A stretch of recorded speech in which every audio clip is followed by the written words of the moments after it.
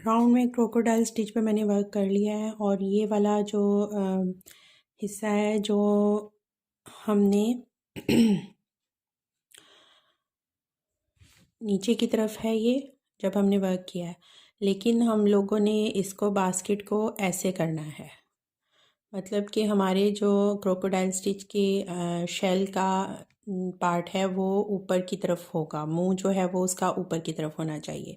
तो अब मैं इसको ऐसे कर लूँगी। ये हम लोगों का सीधी साइड है बास्केट की, और यहाँ पर अब मैंने लंबी जो है वो करके थोड़ा सा लूप को छोड़ के और इसको यहीं पे छोड़ दिया। ठीक है, आप चाहें तो आप इसको कट कर सकते हैं, लेकिन मैं कम से कम कट्स और धागों और उनसे बचने के लिए ये कर रही हूँ। फिर से जाल बनाऊंगी मैं रेड कलर से, जो के मेन बेस में हमारा कलर यूज़ हुआ था। अब यहाँ पर जो करना है, इसको मैं स्लिप नॉट लगा लूँगी, और स्लिप नॉट लगाने के बाद जो शेल का ये वाला पार्ट है जिसमें हमने शेल बनाई है, जिसमें हमने 2 डीसी किए थे, वहाँ पर मैं उसके पास से जो डीसी के स्टिच का वो एरिया है वहाँ से हुक को इंटर करूँगी। आपने फ्रंट पे उसको ज़ाहिर नहीं होने देना, ठीक है।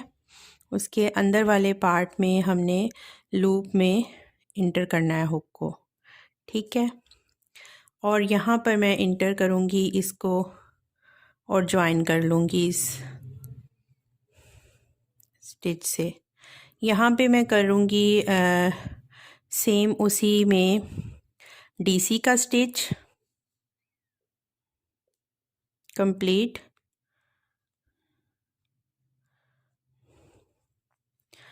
या आप ये स्टार्ट जो है वो चेन 3 से कर लें। चेन 3 से हमने स्टार्ट कर लिया, सॉरी चेन 4 से, जैसे कि हमने पहले इसकी बेस बनाई थी क्रोकोडाइल स्टिच के लिए। अब चेन 4 से हमने स्टार्ट कर लिया है, और जो मिड में हमने डीसी वाला स्टिच था वहाँ पर 2 डीसी बनाने हैं, ठीक है। ये हमारा डीसी वाला स्टिच है, तो अब हम इसमें जो है वो 2 डीसी बना लेंगे, क्योंकि अब हमारा जो नेक्स्ट क्रोकोडाइल स्टिच है वो इसके सेंटर में होना ज़रूरी है। तो मैं यहाँ पर इस स्टिच के इधर 2 डीसी बना लूँगी। फिर हम लोग करेंगे चेन 1, और चेन 1 करने के बाद फिर से ये जो हमारी शेल का स्टिच आ रहा है, यहाँ पर इस शेल के स्टिच के बेस में हम सिंगल डबल क्रोशे बनाएंगे, एक डबल क्रोशे बनाएंगे, ठीक है। थोड़ा सा ये ट्रिकी होगा क्योंकि हम लोग रॉन्ग साइड से वर्क कर रहे हैं और हमने डीसी के स्टिचेस के अंदर वर्क करना है, ठीक है।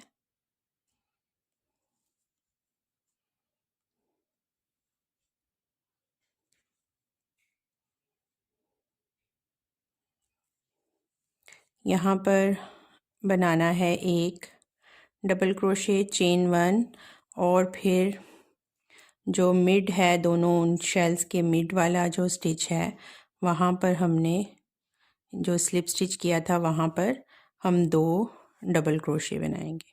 तो ये पैटर्न फॉलो करेंगे हम फुल राउंड में और कंप्लीट करेंगे ऐसे। इन शेल्स के बीच में हमारे 2 डीसी का स्टिच आना चाहिए, और इस शेल के कॉर्नर वाले पॉइंट पे हमारा 1 डीसी का, और दरमियान में गैप हम 1 चेन का रखेंगे। तो अब इसको मैं कंप्लीट कर लूँगी, और फिर इसको कंप्लीट करने के बाद हम लोग यहीं से कंटिन्यू करेंगे इसी लूप से, ये जिसको मैंने टेल को लंबा छोड़ दिया था, और ये वाला वो एरिया है। यहाँ पे हम लोग शेल के 5 बनाएंगे और फिर चेन 1 करेंगे और फिर दूसरी पेटल में वर्क करेंगे। पहले मैं ये बेस कंप्लीट कर लूँ इसके जाल की, क्रोकोडाइल स्टिच के और नेट की, तो फिर मैं आपको चेक करवाती हूँ। जी, मैं इसके जाल पर वर्क कर रही हूँ। चेन 1, ये शेल वाला पार्ट है, इसके नीचे हमने डीसी करना है।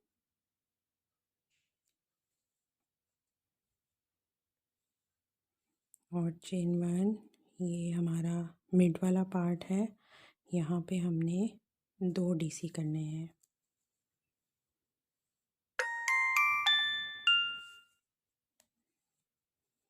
फिर चेन 1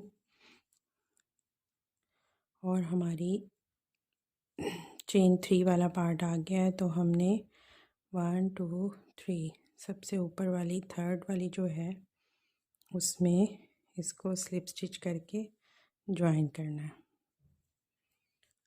ठीक है, तो ये हो गया हमारा अंदर वाला जाल फिर से कंप्लीट।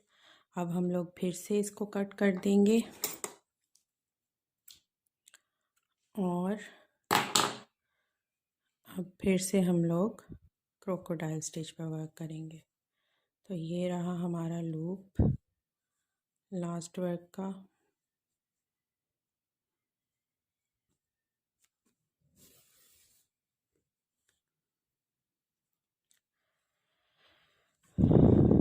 अब हम लोग इस पार्ट पे हैं जहाँ पर हमने स्टार्ट किया था। तो अब मैं स्लिप स्टिच करूँगी और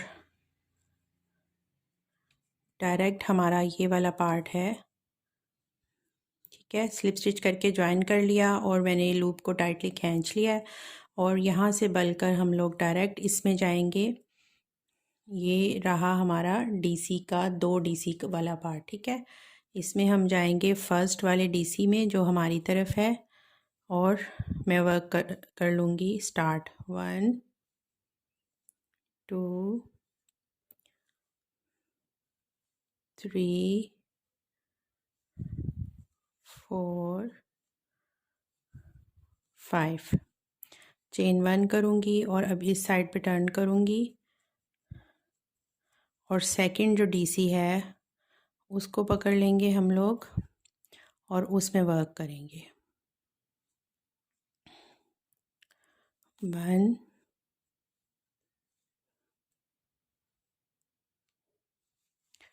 2 3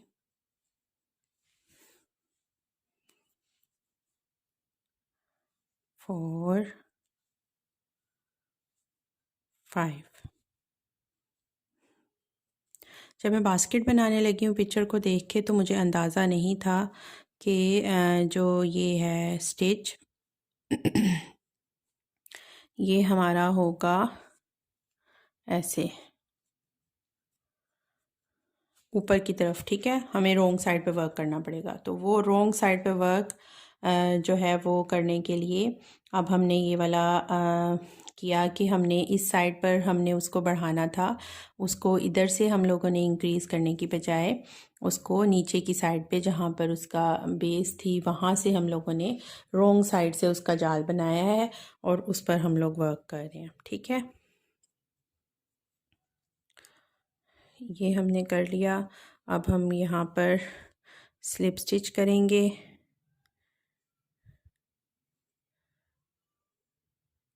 जो ये है डीसी, पहले हम इसके ऊपर स्लिप स्टिच कर रहे थे, अब हम ये इस पार्ट पे स्लिप स्टिच करेंगे, ठीक है।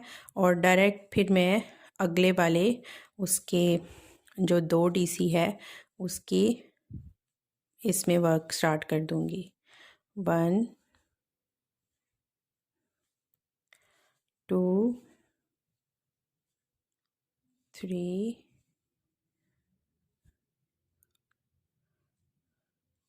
4 5 चेन 1 और हमने दूसरे डीसी पे वर्क करना है।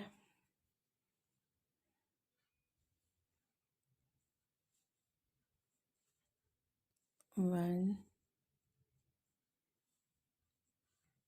2 3 4 थ्रेड्स जो हैं हमारी टेल्स जो हैं उनको हम लोग ये कंप्लीट करने के बाद फिर करेंगे बाइंड अच्छे से। तो ये निकल आई है यहाँ पर एक टेल, इसकी टेंशन ना लें, यहाँ पर डीसी के स्टिच के अंदर स्लिप स्टिच, ठीक है, और फिर नेक्स्ट डीसी में क्रोकोडाइल स्टिच। तो इस तरह रॉन्ग साइड से हम लोग वर्क करते हुए जाएंगे, जिसमें हमारा वर्क जो है वो ऐसे होगा। अगर हम लोग पहले वर्क कर रहे थे तो हम लोग इस तरफ वर्क कर रहे थे, अब हम लोग वर्क कर रहे हैं तो हम लोग ऐसे इसको बाहर की तरफ निकाल के अंदर की साइड से हम लोग वर्क कर रहे हैं, तो हमारा क्रोकोडाइल स्टिच पर वर्क हो रहा है, ठीक है, कंप्लीट। अदरवाइज़ हम लोग जब राइट साइड से वर्क कर रहे होते हैं तो हमारा क्रोकोडाइल स्टिच हमारी तरफ होता है, लेकिन हम लोग अंदर की साइड से वर्क कर रहे हैं और बाहर की तरफ हमारा क्रोकोडाइल स्टिच पे वर्क हो रहा है, क्योंकि हमने इसको ये लुक देनी है।